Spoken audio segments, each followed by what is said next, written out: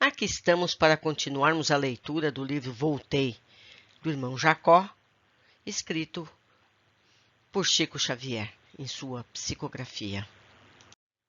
De volta. Há muitas semanas guardo a permissão de escrever-lhes, relacionando o noticiário do velho companheiro já no outro mundo. Aliás, isso não é novidade para vocês, nem para mim.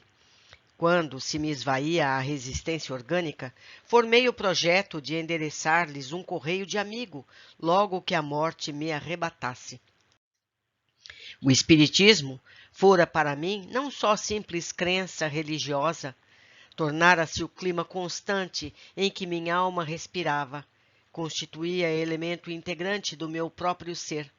Daí o entusiasmo aos serviços da doutrinação e a certeza de que esperava o contentamento de fazer-me sentir aos irmãos de ideal após a desencarnação. Como havia dito antes, ele escreveu essas mensagens em forma de cartas que ele endereçava periodicamente durante as reuniões com o Chico.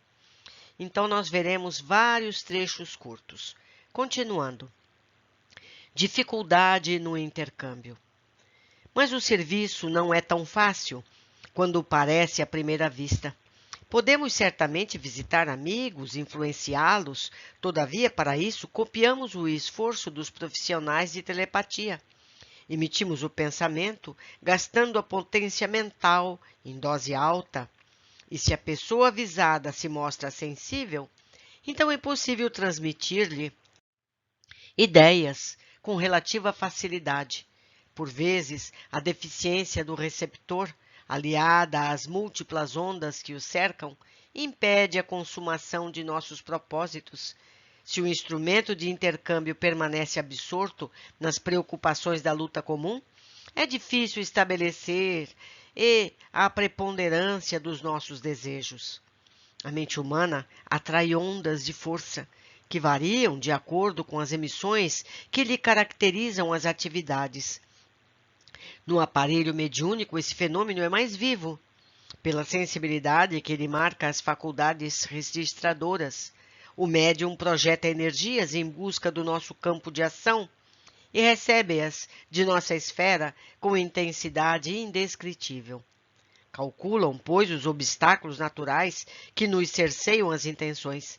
Se não há combinação fluídico-magnética entre o espírito comunicante e o recipiente humano, realizar-se-á nosso intento apenas em sentido parcial. É quase impossível impormos nossa individualidade completa, ainda mesmo em se tratando na materialização. O visitante do outro mundo depende das organizações que o acolhem. Se o médium relaxa a obrigação de manter o equilíbrio fisiopsíquico e se os companheiros que lhe integram o grupo de trabalho vivem estonteados sem o entendimento preciso dos deveres que lhe competem, torna-se impraticável o aproveitamento dos recursos que nos oferecem para o bem. Venho recebendo agora preciosas lições quanto a isso, porque cheguei à leviandade de prometer a mim mesmo que prosseguiria, depois do sepulcro, a corresponder-me regularmente com os leitores de minhas páginas doutrinárias. Considerava a escrita e a incorporação mediúnicas ocorrências triviais do nosso aprendizado. No entanto, vim a reconhecer, neste plano em que hoje me encontro, a desatenção com que assinalamos semelhantes dádivas. Esses fatos, amplamente multiplicados em nossos agrupamentos, traduzem imenso trabalho dos espíritos protetores, com reduzida compreensão por parte do que a eles assistem. Passei a observar o porquê de muitas promessas de amigos que não se realizaram. Companheiros diversos haviam partido antes de mim, convencidos de que poderiam voltar quando quisessem, trazendo informações da nova esfera. E embora lhes aguardassem a palavra esclarecedora, através de reuniões respeitáveis, a solução parecia adiada indefinidamente.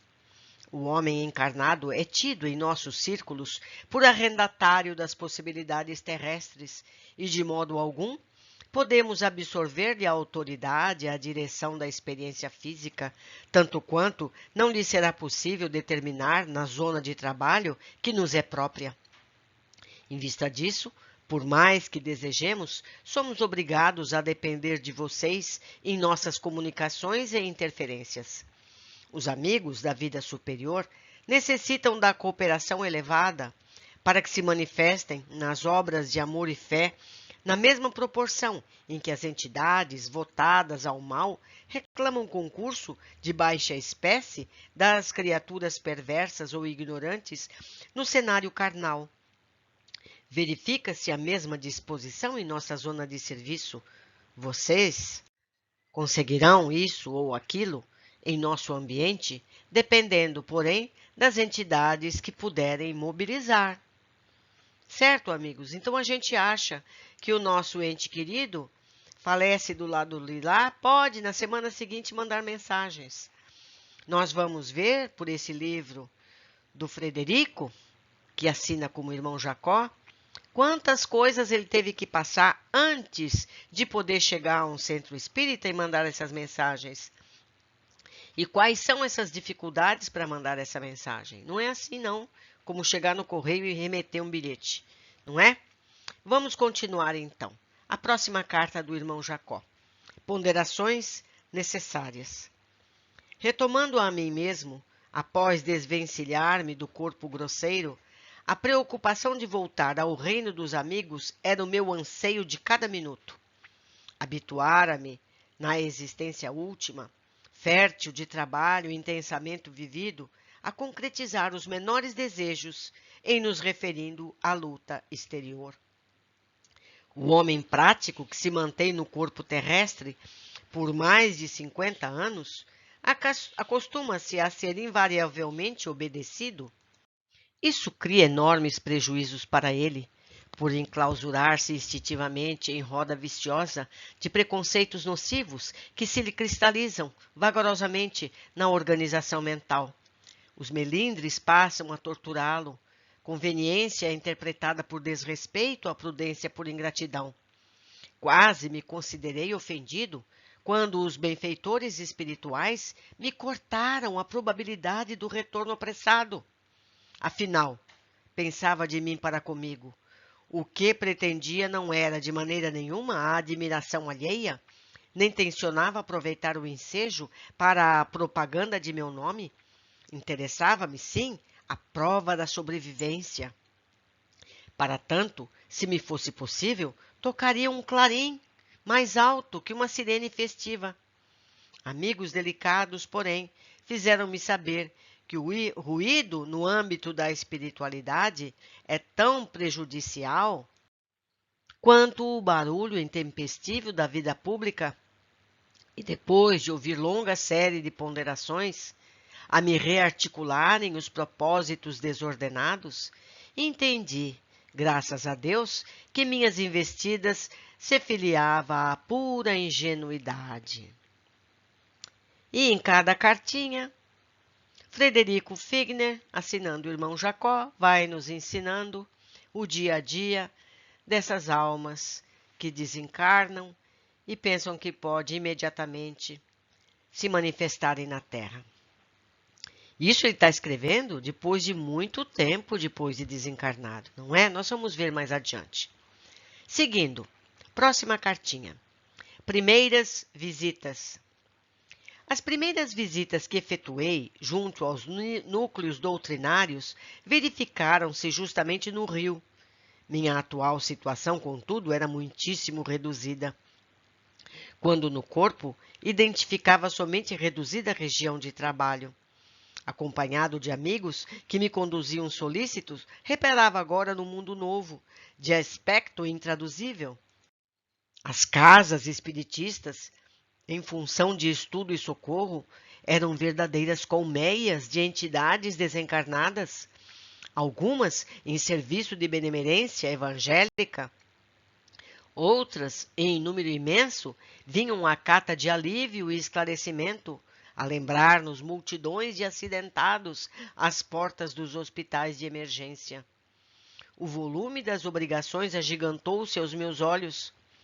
Compreendi então de quanta abnegação temos necessidade, a fim de perseverarmos no bem até o fim da luta, segundo os ensinamentos de Jesus. Minha primeira impressão foi negativa. No fundo, cheguei a admitir por alguns instantes a incapacidade da colaboração humana ante a imensidão do serviço. Todavia, a palavra de companheiros experientes reergueu-me o bom ânimo. Sementes minúsculas produzem toneladas de grãos que abastecem o mundo. Assim também, os germes da boa vontade improvisam atividades heróicas na edificação humana. Essa conclusão tranquilizou-me e tive a alegria de fazer-me notado em vários centros da doutrina, valendo-me da cooperação de alguns médiuns que me interpretaram a personalidade. As oportunidades, porém, não me ofereciam recursos ao noticiário mais completo. Comecei a guerrear meu individualismo gritante, examinando a respeitabilidade dos interesses alheios. Não me senti suficientemente encorajado a interferências que redundassem ao prejuízo do bem geral. Muito bonita a cartinha. Vamos à próxima. Tentativa e aprendizado. Depois de variadas experiências, vinha Pedro Leopoldo pela primeira vez, após a libertação. Como se me afigurou diferente o grupo que eu visitara em agosto de 1937, em companhia do meu prezado Watson. Aqui explica o autor. Em agosto de 1937, o autor esteve pessoalmente em Pedro Leopoldo, acompanhado de um amigo. Ele foi conhecer Chico Xavier. Continuando, a casa humilde estava repleta de gente desencarnada. Os companheiros ao redor da mesa eram poucos.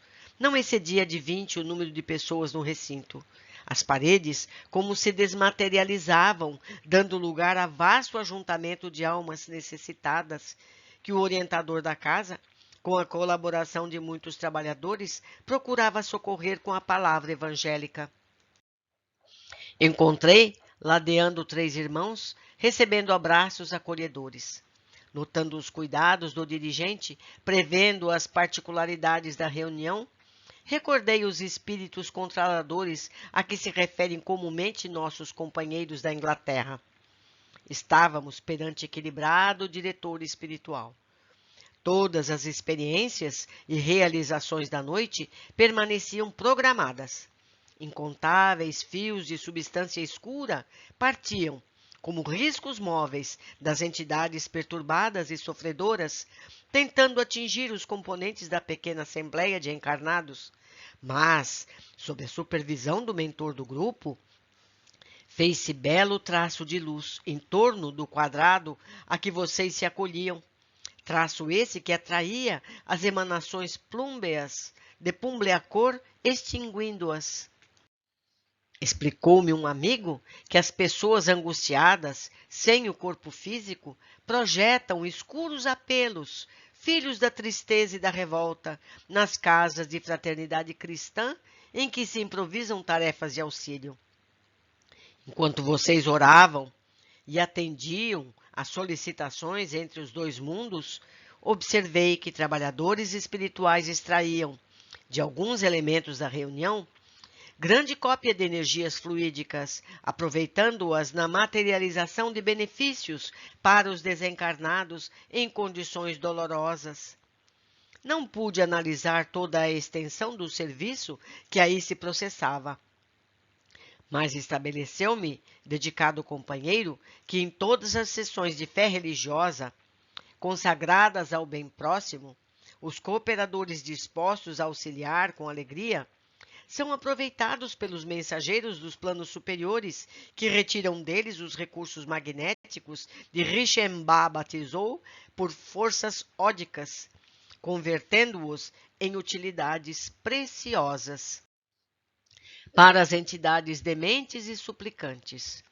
Minha mente, contudo, interessava-se na aproximação com o médium, fixa na ideia de valer-se dele para contato menos ligeiro com o mundo que eu havia deixado. Rompi as conveniências e pedi a colaboração do supervisor da casa, embora o respeito que a presença dele me inspirava, não me recebeu o pedido com desagrado. Tocou-me os ombros paternalmente e acentuou, esquivando-se. Meu bom amigo, é justo esperar um pouco mais. Não temos aqui um serviço de mero registro? Convém ambientar a organização mediúnica? A sintonia espiritual exige trato mais demorado. Lembrei-me então, imperfeito e egoísta que ainda sou, de André Luiz. Ele não fora espiritista, no entanto, começara de pronto o noticiário do outro mundo. O diretor liberal e compreensivo mergulhou em mim os olhos penetrantes como se estivesse a ler as páginas mais íntimas do meu coração, e sem que eu enunciasse o que pensava, acrescentou humilde: não julgue que André Luiz haja alcançado a iniciação de improviso. Sofreu muito nas esferas purificadoras, frequentou-nos a tarefa durante 700 dias consecutivos, afinando-se com a instrumentalidade. Além disto, o esforço dele é impessoal e reflete a cooperação indireta de muitos benfeitores nossos que respiram em esferas mais elevadas. Meus amigos, 700 dias são 2 anos, não é verdade? E o irmão Jacó achou que ia chegar ali e ia resolver tudo. Vamos aprendendo com ele. E passou a explicar-me as dificuldades, indicando os óbices que se antepunham à ligação e relacionando esclarecimentos científicos que não pude guardar de memória. Em seguida, prometeu que me auxiliaria no instante oportuno. Realmente, estava desapontado, mas satisfeito. Avizinhava-se dos amigos, incapaz de fazer-me percebido. Entretanto, começava a entender não somente os empecilhos naturais do intercâmbio do despedimento e da renúncia na obra cristã, que o Espiritismo com Jesus está realizando em favor do mundo. Se vocês observarem novamente nessa última carta, ele diz que em todos os agrupamentos religiosos, quando ele fala isso, são das mais variadas religiões. As pessoas que ali frequentam servem, auxiliando com forças magnéticas que a espiritualidade maior recolhe para auxiliar quem necessita. Então, não é apenas numa casa espírita, são em todos os grupamentos honestos e sinceros, em que a pessoa chega para suas orações. Se ela tem recursos magnéticos, ela os doará em favor daqueles que não têm. E vamos aprendendo com o Frederico, que se assina Irmão Jacó, em cada novo capítulo. Um grande abraço, espero vocês no próximo capítulo.